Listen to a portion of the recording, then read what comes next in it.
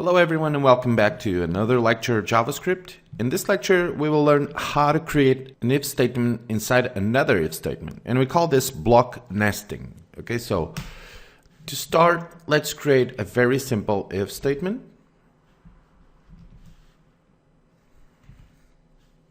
Let's type, for example, car equals to Mercedes, and here let's create a variable car. Let's type equals Mercedes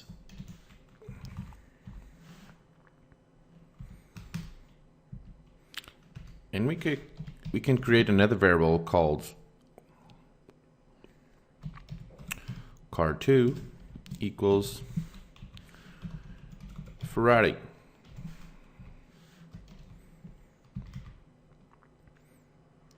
Now I want to check if car is Mercedes and car2 is Ferrari with if statements, and to do it I can create an if statement inside another if statement, so I can check everything in the same block. So we have the if statement parent. We can say it's a parent if statement here. Okay, the first one. And now here we can create the second one. And don't forget to indent. You can use either with the tab key 2 spaces, and make sure you always indent your code so it becomes very clear for other coders or developers to read. Okay, we call this a clean code, so make sure you indent your code. And in the second if statement you can type car2 equals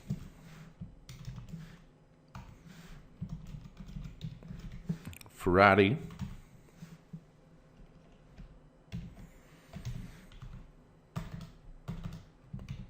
Now indent again 2 times.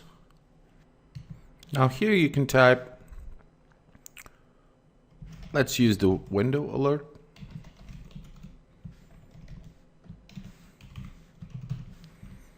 And here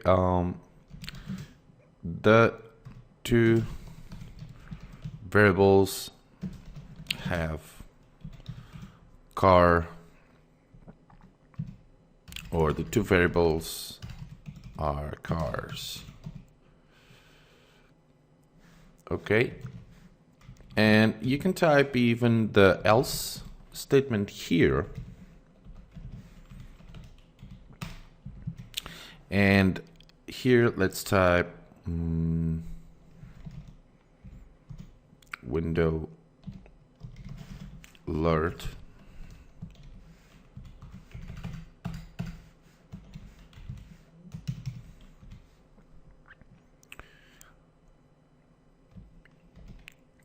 One of the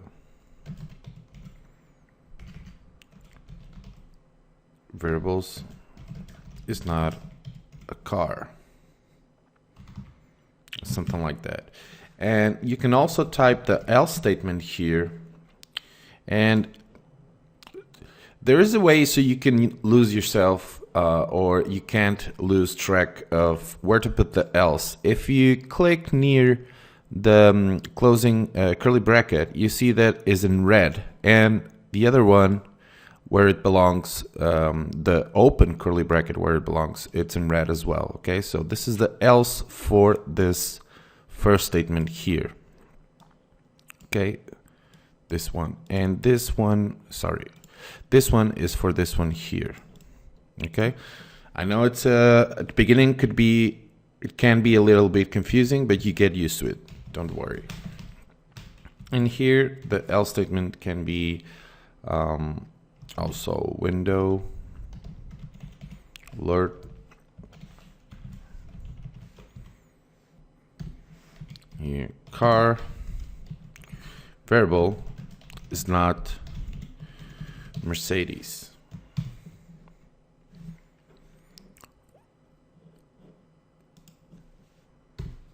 And let's change this. Instead of the two variables are cars, let's type car to variable is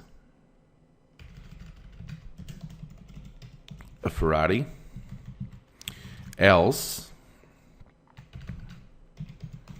car2 variable is not a Ferrari. Okay, cool.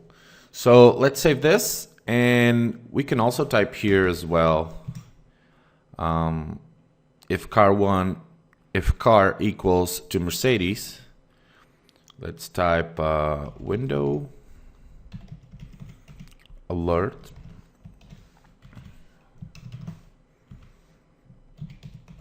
car variable is Mercedes. Let's check next variable.